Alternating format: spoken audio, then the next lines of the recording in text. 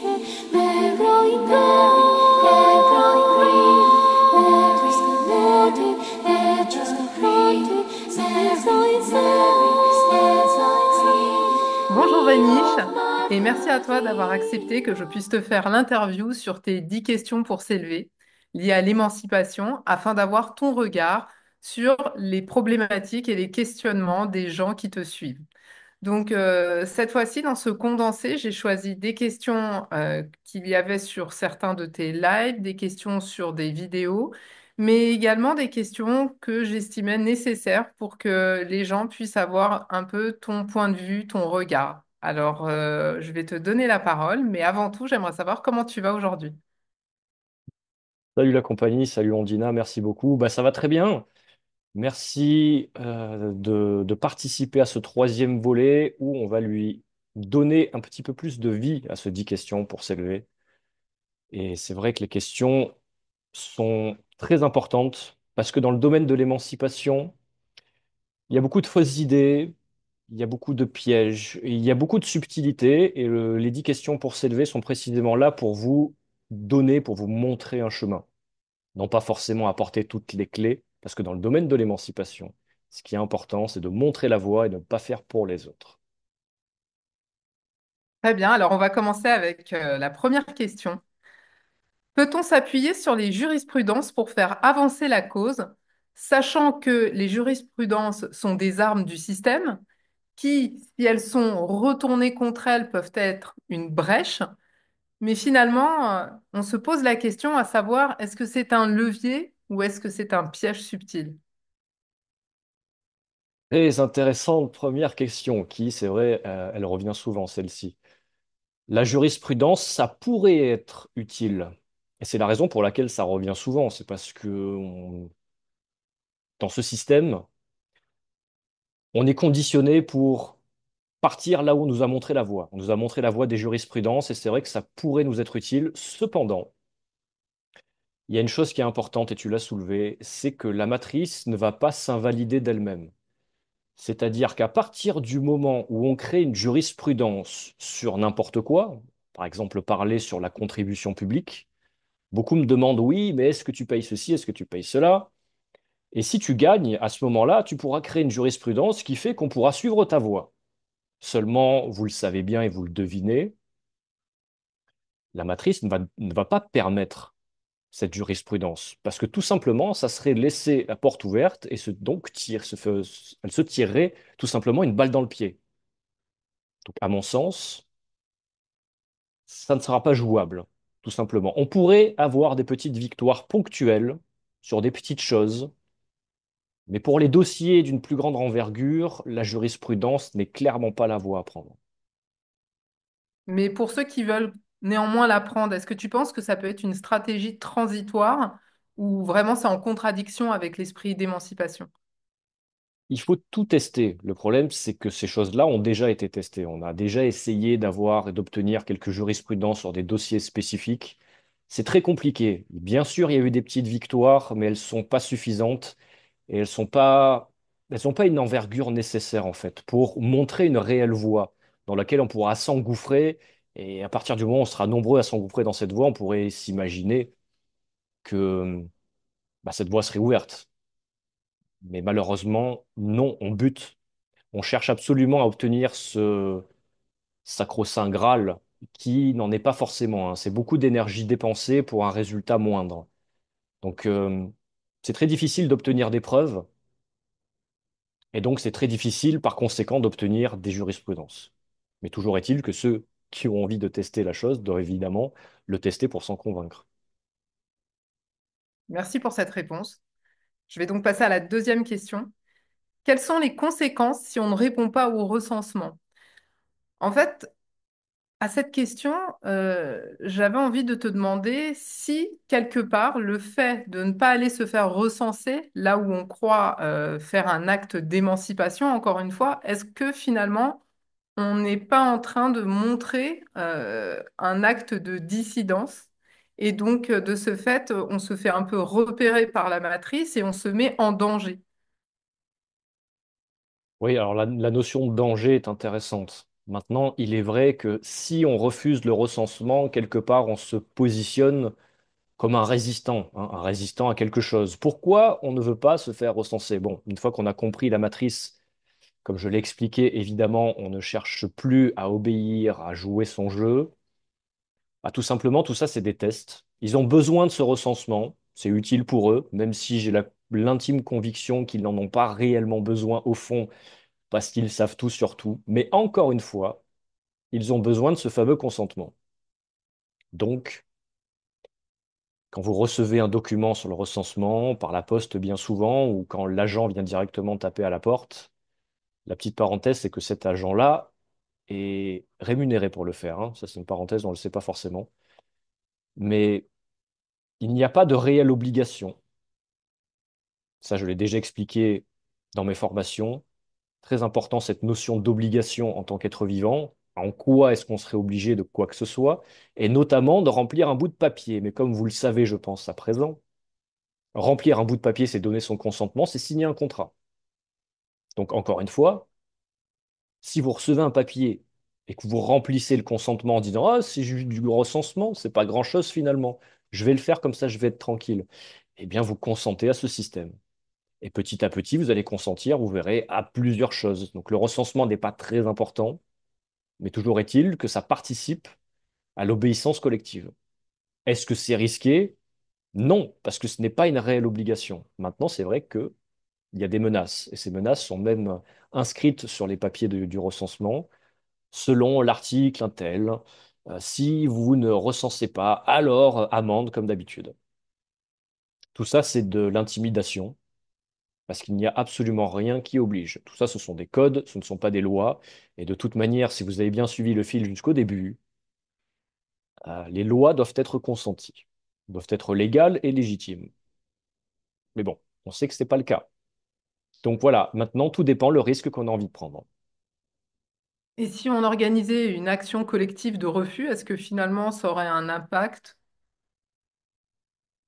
Tout peut être intéressant. À partir du moment où il y a initiative pour s'organiser collectivement, j'ai envie de dire que c'est plutôt bon.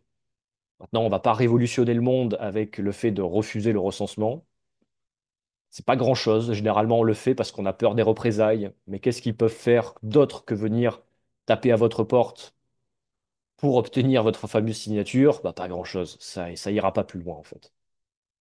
Mais tu penses que c'est une formalité administrative basique ou c'est une manière d'exercer une forme de contrôle social subtil vers lequel on ne mesure pas l'impact? Pour moi, c'est plus la seconde option. Beaucoup Ouais. plus. Même s'ils peuvent en avoir besoin et que peut-être c'est plus facile pour eux de savoir, en fait, bah, qui obéit. Parce qu'on est contrôlé, enfin, on est surveillé, on le sait très bien, par l'outil informatique, par les téléphones, etc. Ils savent où on est avec le cadastre. Ils savent tout. Donc, ils savent où on est. Ils n'ont pas besoin de tout ça finalement. Et je pense que ça participe justement à l'ingénierie sociale. Hmm. Merci. J'ai une troisième question qui, je pense, t'a été posée plus de 1000 fois. Est-ce que tu peux nous transmettre des modèles de courrier? Parce que bon, on pense qu'avec un simple modèle de courrier, on arrive à déjouer tous les plans administratifs et juridiques. Comment tu te positionnes face à cette demande incessante que tu as? Alors c'est peut-être la question qui aurait dû apparaître dans l'épisode 1, question numéro 1, tellement, tellement les gens en ont besoin. Et il n'est pas question de refuser un besoin, mais il va être question d'expliquer que c'est pas là que ça se passe en fait. Les modèles de courrier, oui, je pourrais proposer des courriers. L'objectif, de l'émancipation, ça va être de savoir défendre ses droits, de se libérer d'un système et donc de faire les choses soi-même, d'avoir contrôle de ce que l'on fait, de A à Z. Si demain, on dit, Nah, je te propose un courrier type parce que tu me l'as demandé pour éviter la contribution publique, on va dire ça comme ça. Tu vas envoyer ce courrier. Ah, déjà, dans la plupart des cas, ils vont pas le reconnaître parce que tu ne vas pas utiliser une méthode spécifique, tu vas juste envoyer un courrier comme on le fait depuis très longtemps et on a vu que c'était pas forcément très efficace. Par la suite, admettons qu'ils répondent. Ils vont riposter. qu'est-ce que tu fais? Est-ce que tu vas savoir défendre tes droits?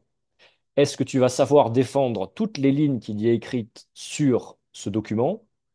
Donc, est-ce que tu seras en mesure de défendre ce que tu es censé avoir produit? Permets-moi de répondre. Finalement, tu es en train de parler d'une certaine manière d'une posture psychologique et je dirais même plus pour ceux qui sont plus avancés, d'une posture énergétique. C'est ça, en fait. C'est ça le truc. Un courrier type, déjà, si vous en réclamez un, c'est que vous ne savez pas vous défendre. Si vous ne savez pas expliquer en quoi le système est illégitime, en quoi le système est illégal, et si vous ne savez pas exprimer aussi en quoi vous, vous êtes légitime, bah, à ce moment-là, ça ne sert à rien de partir dans les courriers. Tout simplement, ça peut paraître déroutant, mais vous n'êtes pas prêt.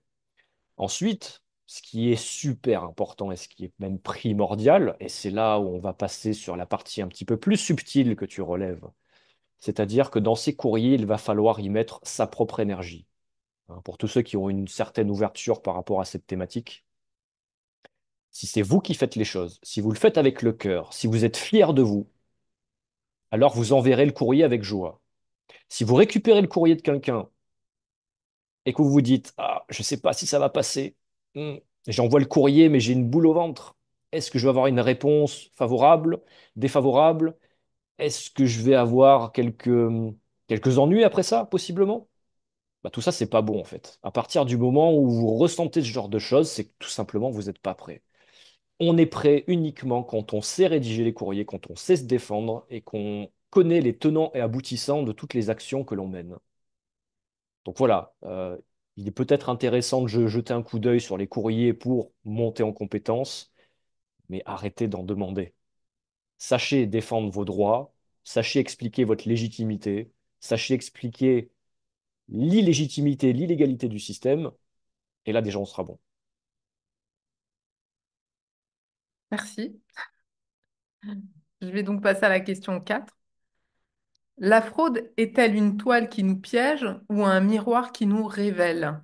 J'entends par là que finalement, si on reprend également cette idée de posture psychologique et énergétique dont tu as aussi parlé tout à l'heure, est-ce que finalement, on ne nourrirait pas cette fraude en parlant? Est-ce que ça ne devient pas une croyance, puisque finalement, pour quelqu'un comme toi, la fraude existe, mais elle n'existe pas.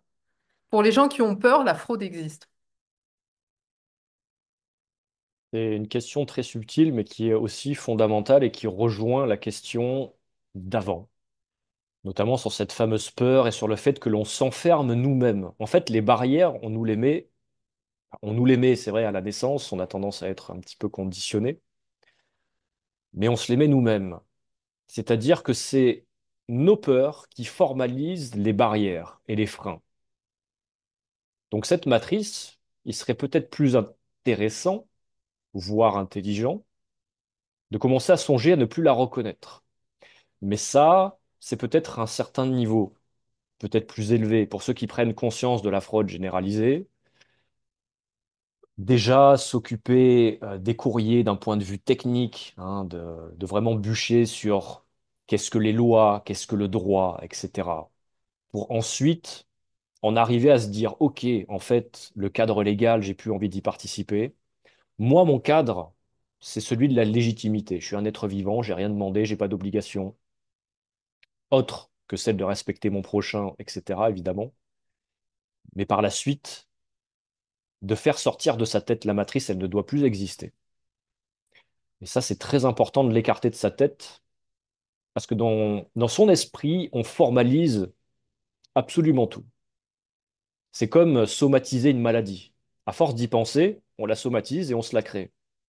Bah, la matrice, c'est pareil. Et les chaînes de la matrice, c'est la même chose. Les chaînes, on se les met parce qu'on a des croyances que la matrice contrôle tout et qu'on ne peut rien faire contre elle. Pour moi, c'est pas juste. Il y a vraiment une posture psychologique chez les gens à travailler dans l'émancipation, hein. C'est un vrai cheminement, de la même manière que tu as fait ton cheminement alchimique, j'ai envie de dire. Il y a vraiment des choses à aller creuser en soi et on se demande même si cette réalité de la fraude ne fait pas miroir à nos propres illusions. Exactement. C'est ça, en fait. C'est Ça serait comme un biais de confirmation. Donc on voit les choses et puis elles nous confortent dans l'idée que c'est comme ça et pas autrement. D'où la fameuse phrase anglo-saxonne Think out of the box, donc réfléchis en dehors du cadre. Arrête de chercher des solutions dans ce cadre, dans ces règles qui ont été créées pour toi. Les solutions, elles sont en dehors. Donc là, il faut sauter la barrière et aller regarder si l'herbe n'est pas plus verte ailleurs. Et effectivement, elle est plus verte ailleurs. C'est intéressant, je vais rebondir sur la cinquième question avec ce que tu viens de dire, parce que, en fait, est-ce qu'on a vraiment le choix? Sommes-nous dans une illusion du choix? Avons-nous le libre arbitre ou sommes-nous un programme préinstallé? En fait, on se demande en fait où réside la liberté. Est-ce que c'est la possibilité de choisir avec plusieurs options, telles que l'État, la matrice nous offre aujourd'hui, ou est-ce qu'en fait c'est réussir hors du cadre à trouver ses propres solutions? Est-ce que tu peux répéter la première partie de la question? Excuse-moi. L'illusion du choix, est-ce que c'est être dans le libre arbitre ou un programme préinstallé? Voilà, c'est ça. Fait que je rebondisse là-dessus. L'illusion du choix, ça fait partie du conditionnement. Effectivement, ça rejoint ce que je disais. On a l'illusion du choix comme le vote, où on doit voter pour la gauche, pour la droite, ou pour la peste, ou pour le choléra. On a l'impression de choisir quelque chose, et on a l'impression qu'on ne peut pas faire quelque chose d'autre. On a même accepté que le vote blanc n'était pas reconnu, et on ne fait pas grand-chose pour ça. Quand je dis pas grand-chose, c'est qu'on n'est pas suffisamment nombreux à le faire reconnaître, à vouloir le faire reconnaître du moins. Mais voilà, on a les règles du jeu, et on joue avec les règles du jeu. Sauf que le problème, c'est qu'on joue avec des règles où on est systématiquement perdant. Donc les solutions, il va falloir aller les chercher ailleurs. Et j'en reviens donc à la première question. Est-ce qu'on doit se baser sur les jurisprudences? Bah, vous vous doutez bien que les jurisprudences sont les outils du système. C'est le système, c'est la matrice juridique qui a mis ça en place. C'est le droit qui a permis ça, hein. Mais voilà, si on doit se poser les bonnes questions, je l'ai déjà traité dans une pilule, qui a autorité en termes de droit? Déjà, ça, c'est une question, on va remonter sur les fondamentaux. Qui gère le droit? Donc, est-ce que je vais utiliser des outils qui me desservent? Non. Alors, pourquoi je vais utiliser des jurisprudences? Et pourquoi je vais espérer qu'il y en ait? N'espérez pas de ce système, n'espérez rien de lui. Il faut que ça vienne de nous, donc en dehors du cadre. Et donc, comment est-ce que tu reconnais un faux choix finalement d'un acte libre? Je dirais qu'un faux choix, c'est comme le vote, encore une fois. C'est l'illusion du choix. On a l'impression d'avoir choisi quelque chose, mais en fait, on n'a rien choisi du tout, parce qu'on nous a proposé A ou B. Bon, bah, je vais choisir A ou B. Mais si je choisissais C, ah ouais, mais c'est pas prévu, ça rentre pas dans les grilles. Bah, un choix éclairé, c'est C. C'est-à-dire que je pense que A et B sont des mauvais choix. Je suis pas en accord avec ça. Moi, j'ai pas signé dans cette société. D'ailleurs, on n'a pas signé pour cette société. On n'a pas signé pour être citoyen. Mais voilà, j'ai pas signé pour A ni pour B. Ça a aucun sens. C'est même plutôt débile. Ok, ben donc je vais imposer la solution C. Sauf que la solution C, bah, elle rentre pas dans le système. Et le système la voudra pas. Je m'en fiche. Je vais le faire valoir. Parce que je sais défendre mes droits et je sais ce qui est juste. Donc, je fonce dans cette voie-là. Alors, toujours dans la même vibe, ta sixième question. Nos signatures administratives nous lient-elles sur un plan énergétique? En fait, ce que l'on aimerait comprendre derrière cette question, c'est que bien souvent, on signe un peu sans réfléchir, sans lire toutes les petites lignes, sans aller regarder ce qu'on appelle des lois, des codes qui sont reliés à ces petites lignes.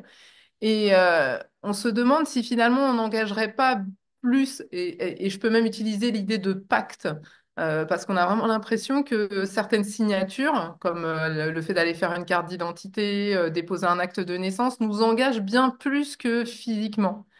Et puis finalement, il y a aussi une autre question derrière celle-ci, c'est est-ce que ces signatures nous engagent, nous enferment dans quelque chose auquel en fait on est seul à croire. C'est-à-dire que c'est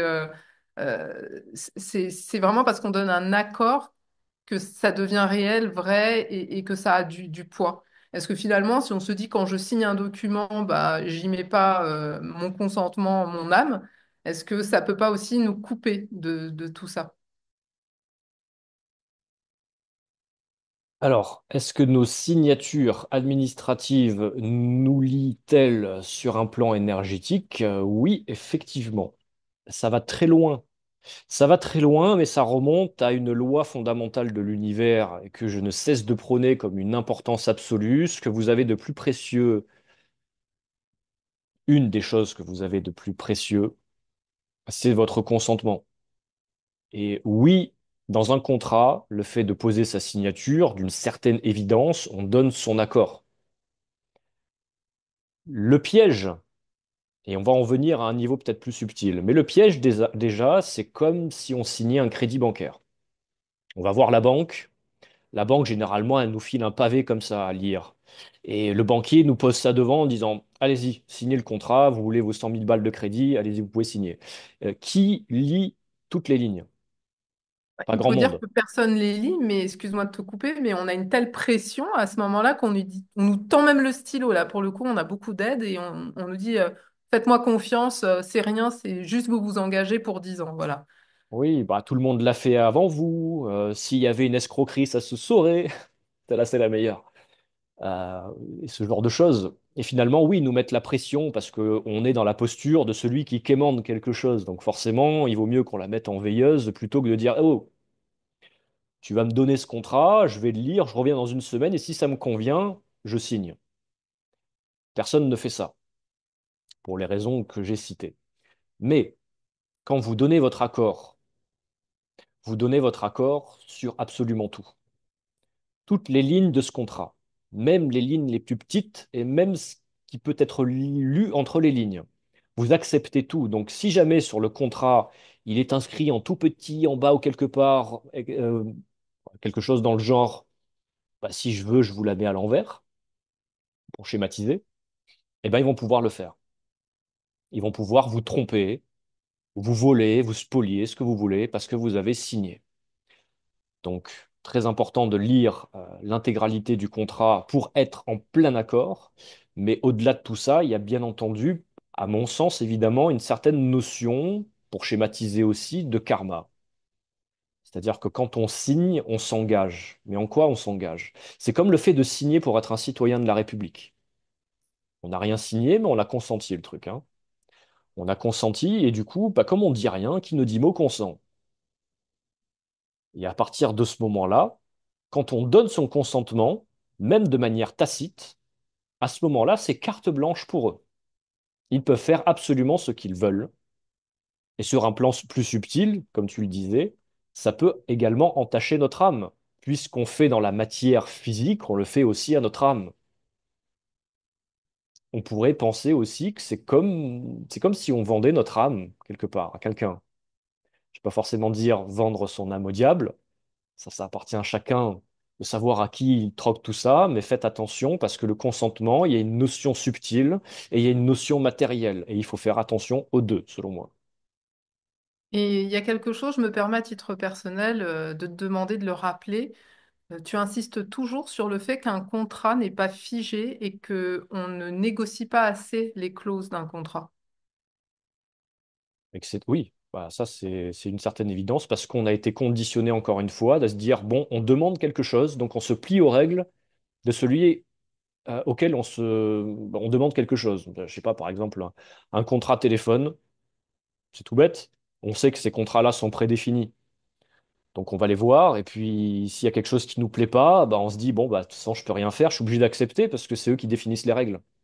Bah, en fait, non. À quel moment on accepte que l'autre en face définisse les règles? C'est pas parce qu'on demande un service, c'est pas parce qu'on demande un produit, un bien, peu importe ce qu'on demande, qu'on ne peut pas être sur une certaine forme d'équité, à égalité. Donc s'il y a un truc qui ne nous convient pas, évidemment, le mieux, c'est de le lire et de ne pas le signer, voire de modifier les clauses. Alors, j'ai peut-être pas pris le bon exemple, parce que sur un contrat téléphone, ces gens-là font du volume, donc si vous signez pas, si vous rechignez, ils vont vous dire de dégager, tout simplement, hein. Mais si vous négociez un contrat avec une petite structure, ou n'importe qui d'autre, ne serait-ce que même la République, pour ce qu'elle vous demande de faire, hein, comme de vous plier à la contribution publique, par exemple, bah, c'est à vous de définir les règles. À quel moment sont-ils au-dessus de vous? Et si oui, quelle est la raison? Et là, il faut se poser les bonnes questions. Petite parenthèse pour vous rappeler de liker, partager la vidéo pour soutenir ce travail-là. Et n'oubliez pas également de participer aux 10 questions pour s'élever en répondant, en posant vos questions en commentaire, ce qui permettra d'enrichir les prochains épisodes. Merci à vous. On peut enchaîner sur la prochaine question. Alors, la septième question, euh, c'est une personne qui te demande quel est le rôle de l'ego dans l'enfermement de cette matrice? L'ego joue un rôle important et je pense que c'est lui qui va prendre, qui va gérer nos peurs en fait, quelque part. C'est lui qui va possiblement créer la prison fictive dans laquelle on est enfermé. Il est vrai que beaucoup de choses sont liées à l'ego, mais qui ne sont pas forcément très positives. Quand on fait notion à vouloir dompter son ego, c'est vouloir dompter, c'est comme le fauve hein, finalement. Le fauve qui attaque, qui est virulent, qui peut être très dangereux, qui nuit aux relations humaines bien souvent, même si on pourrait penser que l'ego sert aussi euh, à s'affirmer. Moi, je dirais que ce qui tourne autour de l'ego, notamment dans notre psychique, c'est le fait de créer ces murs de cette prison imaginaire. Ça serait un des rôles qui fait que l'ego pourrait être responsable de cet enfermement, ou du moins pourrait avoir son rôle à jouer. D'où donc la nécessité possible de dompter cet ego, de le mettre de côté pour y voir autre chose, pour nous permettre de voir autre chose. Merci pour cette sagesse. Alors, la question 8 va un petit peu reprendre toutes les précédentes questions.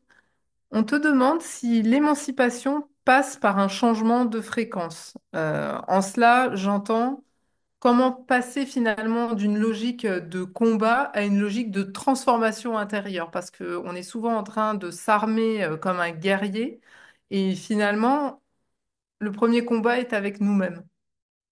Alors, comment l'émancipation passe-t-elle en nous? Est-ce que vraiment il faut changer sa vibration, sa fréquence, sa façon de fonctionner, de réfléchir et d'être? Ou est-ce que au contraire, tu penses que on peut rester totalement comme on est dès le départ et évoluer de cette façon et s'émanciper? Je pense que ça passe par un changement indéniable de fréquence, de vibration. Je vois par là une nécessité d'évoluer en fait sur notre perception de la chose. Bah, beaucoup disent on lutte contre ce système, mais je pense qu'effectivement, lutter contre quelque chose ne fait que le renforcer. Finalement, ça le fait exister. Je vais faire un parallèle sur le président. Bon, je vais être obligé de le citer, même si j'aime pas du tout le citer, hein. C'est pour l'exemple. Macron. On se plaint de Macron. On a envie qu'il y dégage pour X raisons. On a envie de le voir disparaître. Mais est-ce que c'est en parlant de lui sans cesse qu'on va le faire disparaître? Bah non. Regardez les fils d'actualité sur les réseaux sociaux. Macron ceci, Macron cela, Macron démission, Macron dégage. Mais non. Je pense que dans la sphère de la légitimité, si justement Macron n'est plus légitime ce que l'on pense, à ce moment-là, il faut arrêter de le mentionner. Il faut arrêter de le faire exister. C'est la meilleure manière pour moi de le faire disparaître. Donc oui, il y a un changement de fréquence parce qu'il faut s'adapter à quelque chose de plus juste, mais du coup, à mon sens, de plus efficace. La matrice n'est pas légitime, je ne la reconnais plus, je ne participe plus, et donc je la fais progressivement disparaître. J'en arrive à la neuvième question, l'avant-dernière, pour te demander un sujet qui te tient à cœur, la peur. Est-ce que pour toi, la peur devient l'ultime monnaie d'échange, celle qui nourrit le mieux la matrice, avec la peur de manquer, la peur d'être seul, isolé, de manquer de sécurité? Est-ce que tu penses que c'est ça qui rend encore le monde esclave de la matrice. Bah oui, c'est l'histoire des pompiers pyromanes qui créent le problème, qui créent le feu et qui proposent des solutions en venant l'éteindre. À notre place, bien souvent, on connaît ce fonctionnement-ci. Et pour ce qui est des peurs, oui, bah, c'est le premier frein, les peurs. Je pense que je l'ai suffisamment répété, ça. Maintenant, les clés de transmutation des peurs, c'est qu'à un moment donné, il faut faire face à ces peurs. C'est-à-dire qu'on ne pourra pas enlever une de nos peurs si on ne s'y confronte pas. Hein. Balancer la poussière sous le tapis, ça l'a jamais fait disparaître. Donc maintenant, si on veut être des êtres un petit peu plus émancipés, un petit peu plus élevés, ne pas vibrer bas sur des fréquences basses, parce que, comme on dit dans ce milieu-là, la peur, c'est vraiment une des fréquences les plus basses. Si on veut élever notre fréquence, justement, bah, l'idée, c'est d'aller les affronter, mais les affronter par paliers. C'est assez simple finalement. On ne va pas aller se confronter au système, aller dans la gueule du loup. Si on a peur de l'autorité, on ne va pas forcément aller dans un tribunal, affronter des magistrats en se représentant soi-même sans avocat. La barre est vraiment très haute. Donc avant de se frotter à ça, et comme on en a d'ailleurs parlé dans cet épisode, si on veut vraiment commencer par le début, si on a peur de cette matrice, mais qu'on a envie de s'y confronter, si on a envie de faire les choses dans l'ordre pour monter en confiance et en compétence, bah, le mieux, c'est de, par exemple, refuser de consentir au recensement. C'est un exemple, mais voilà, si on le procède par palier, ça sera beaucoup plus simple que si on essaye de taper un sprint pour être un être émancipé en un claquement de doigts. C'est pas comme ça. Comme je dis souvent, l'expérience ne s'apprend pas en moins de temps qu'il n'en faut pour l'acquérir. Ne courez pas tête baissée, prenez le temps d'évoluer par palier, notamment avec vos peurs. Merci. Et donc, on va clôturer avec la 10e question qui va te laisser une grande ouverture pour clôturer ces questions pour s'élever, qui, j'avoue, m'a fait rire, mais en même temps qui a toute sa place. Donc, un individu a demandé quel était ton but dans la vie. Donc, au-delà des dénonciations, des actions et des prises de conscience que tu fais, je savais que ça te ferait rire.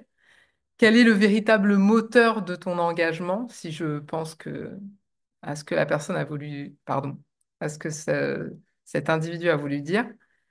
Si demain tout ce que tu défends devenait une réalité, quelle serait finalement ta mission? Elle est vaste, cette question, mais elle est intéressante. Est-ce que les buts ne seraient pas évolutifs? Alors, je te dirais à toi et à lui et à tous les autres qui nous écoutent, oui, il y a plusieurs buts. Il y a des buts sur un instant T et il y a le but ultime de sa vie. Et on n'attaque pas les choses de la même manière. Moi, je dirais que le but, ça serait déjà qu'on vive mieux. Si je fais ça, je le fais d'abord pour moi et depuis des années que je le fais pour moi. Aujourd'hui, je le partage parce que j'ai trouvé une voie qui me rend plus heureux, parce que je maîtrise plus mon environnement. Et la vérité, c'est que le but là, c'est d'être heureux. Et comment peut-on être heureux s'il y a trop de souffrance dans le monde et qu'on n'est pas tous heureux au même niveau? C'est pour ça que je parle d'émancipation individuelle. Sois déjà toi-même heureux. Et ensuite, tu pourras rendre heureux les autres. Et ensuite, on pourra se mettre ensemble pour faire que les choses tournent un petit peu plus rond. Ça, on va dire que c'est le but. On va dire le but matériel. Maintenant, comme on parle de l'univers subtil, est-ce que le but ne serait pas, je me pose la question tout seul, hein, est-ce que le but ne serait pas de réellement quitter cette matrice? En tout cas, il serait peut-être intéressant de songer, selon les croyances de chacun, de ne plus participer ou de plus revenir dans ce cycle infernal des réincarnations, par exemple. Est-ce que ça serait pas quitter la fameuse matrice? Non pas la fameuse matrice administrativo-juridique, mais la matrice, l'univers qui nous entoure. Donc moi, je te dirais que le but, c'est d'être heureux au final. Et s'il y a vraiment encore un but ultime, ça serait de quitter quelque chose qui n'a pas lieu d'être. Parce que selon moi, Pour conclure là-dessus, la matrice telle qu'on la connaît pourrait ne pas avoir réellement de raison d'être. Il y a mieux ailleurs. Ça revient encore une fois à penser au-delà du cadre et aller vérifier en dehors de cet enclos s'il n'y a pas quelque chose de meilleur que l'on pourrait nommer paradis. Bien, écoute, Vanish, merci beaucoup d'avoir partagé, au-delà des évidences, d'avoir livré tes réflexions personnelles et qui sont essentielles pour s'émanciper véritablement. Et désolée. Et puis, j'espère qu'on te retrouve le mois prochain avec 10 nouvelles questions que les, les gens qui te suivent pourront déposer au bas de cette vidéo. Merci à toi d'avoir posé ces questions, d'avoir rendu possible cette interaction enrichissante. C'est plus intéressant pour moi de le faire comme ça. D'ailleurs, n'hésitez pas à poster vos commentaires et aussi n'hésitez pas encore une fois à liker, partager la vidéo pour soutenir le travail et également de poser vos questions et aussi de rester branché, n'est-ce pas? À très bientôt.